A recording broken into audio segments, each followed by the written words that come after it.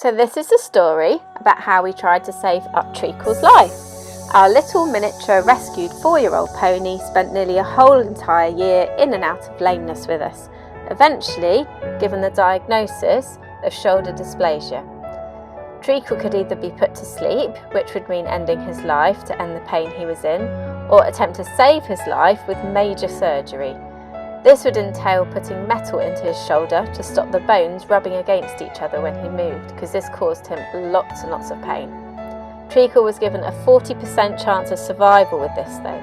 We didn't know whether we had made the right decision with going ahead with this surgery, but he was booked into the Equine Hospital in December 2017. So we all said our goodbyes. It may have been the last time we saw him, and he was given lots and lots of cuddles. Treacle was a very well-loved member of our family, and it was very, very difficult to see him go off in the horse box, not knowing if he would ever return. He arrived at the Equine Hospital the evening before his surgery was due to take place. He was put into his stable and given the best care, ready for the next day.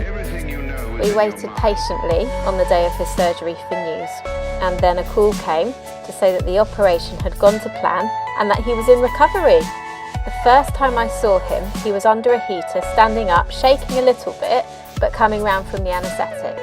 He was moved later on round into his stable and well cared for overnight. The next day we visited and spoke to the surgeon. She was pleased about how it had gone, but explained that this was just the first bit of the process. But with metal and bolts in his shoulder, he did have a lot to accomplish and had a huge wound which was being looked after. He was on something called cross tie, which means that they put a chain on either side of the head collar so that he can't move his head around much, because obviously this was quite vital as he had just had some major surgery. And the next day he was moved into the hospital's intensive care unit. This was so that they could keep him warm, monitor him closely and put him onto various medications and fluids that he needed. These were given through tubes that ran directly into his veins. There were a lot of pumps, tubes and all sorts of things around him, on him and going into him. He did look very poorly, and it was quite confusing and sad to see him like this. However, we did feel very reassured at the exceptional care that he was getting. Days went by and he began to deteriorate. He was off cross tie now, but there was no danger of him pulling out any of his medicines as he wasn't really moving. He had stopped eating, and this began to cause him a lot of problems. We remember the vets even trying to get him to eat a biscuit, but that didn't even tempt him. His blood sugars were being tested regularly throughout the day, every day, and his medication still going through the pumps, and they were being adjusted accordingly. He was also having blood tests for other things to find out any other problems that he might be having. He finally got to his lowest point, and we had a phone call to say that he would need a plasma transfusion to give him a last chance of survival. This was all they could do for him now. This is a bit similar to a blood transfusion. We gave the go-ahead and went into the hospital later that evening to see him. He was lying down, hooked up to all his pumps and tubes, and had also started his plasma transfusion. The vet nurse was taking his pulse and blood pressure regularly throughout this process, and that went on throughout the whole night. The next morning, we got another call. It was to say that they had done all they could for him. He hadn't picked up and still hadn't improved as he was not eating. If he didn't start to eat, then he wouldn't make it. We were absolutely devastated. They asked though if we had any other ponies who he was friends with. Of course we answered yes, as Tiny, one of our smaller chestnut Shetland ponies, was always his best buddy. The vets explained on the phone that it had been known that horses can suffer from depression and become quite sad. They said it was worth a go to bring Tiny into the hospital, into the stable next to him, to see if it would help him in any way.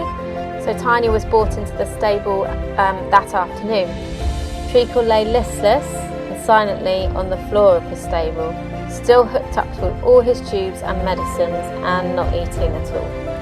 Tiny was led into the stable by him, and because it was in the intensive care unit, they could see each other really easily. As soon as she walked into the stable, his eyes moved and he saw her. He let out a really small whinny and she replied with one too. This was so heartwarming to see and hear. Tiny had a job to do now, and that was to get her little friend to start eating again and start to recover. Over the next few weeks, she did just that, and amazingly, Treacle started to eat again. His sugar levels got back to normal, and various drugs were given to help him in his recovery. He started to stand up, and with help could move very slightly forward, just a few steps in his stable. He spent the majority of the time lying down, but that was quite good for him because it rested his legs, and he was well enough now to come off the pumps and tubes, although still having the medicines through a needle in his neck. This was a great improvement though, and I will never ever forget the day a video was sent to me of Treacle's first walk out and down to the x-ray room. In total, they had 7 members of staff helping him take his first steps out of the stable since his surgery. Tiny was also being led next to him for reassurance. He was being supported from behind to steady him, and the surgeon was there observing the way his shoulder was moving. They were all really, really pleased, and we were absolutely ecstatic to hear and see this. An x-ray was taken of his shoulder to see how the metal and bolts looked. Well, what a success, and what amazing surgeons they were to have succeeded in this. Treacle was taken back to his stable, and gradually, over the next few weeks, he was taken out for small amounts of exercise each day to allow him to strengthen his legs and nibble some grass. A few steps each day was really helping him. And his stables were taken out of his wound, and after 8 weeks of being in intensive care, him and Tiny were moved back out into the main stable yard of the hospital. He was still having a lot of 24-hour care, but he was now well on the mend. After a week, it was decided that Tiny would return home, as she had done her job.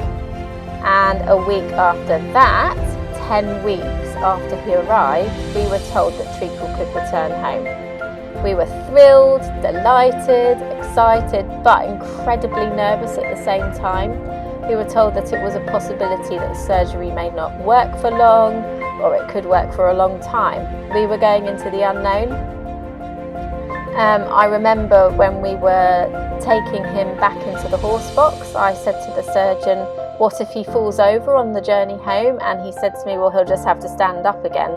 And I was told not to treat him like glass. The surgeon also explained that we weren't making him sound, not lame, but that we were just making him comfortable now with this operation, and that he would still walk with a bit of a limp.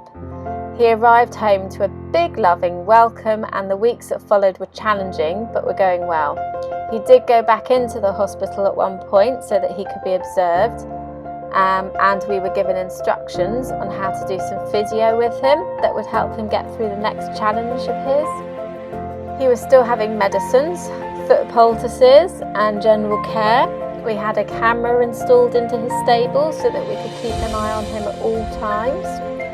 Well, he started to do amazingly, and before long we slowly introduced him out into the field to be with some of his friends. We had to be careful though, and each time we left him out for a little bit longer, as he would always come back into his stable a bit slower and looking a little bit uncomfortable.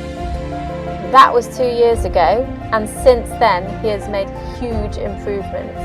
He will now quite happily canter around the field, racing his little friends and enjoying life. He doesn't walk or trot with a limp at all, and he's actually quite strong for a little pony who's been through so much. He always comes into his stable overnight though, and stays out for probably about 5 hours a day in the field. This seems right for him at the moment, and any longer than this seems to put a strain on his shoulder, and he always seems to appear slightly uncomfortable. But we just cannot believe it. What a journey we have been on with him and still go through. We feel very, very blessed for every day we have with him, and he is always treated like a king, obviously, and we love him very dearly.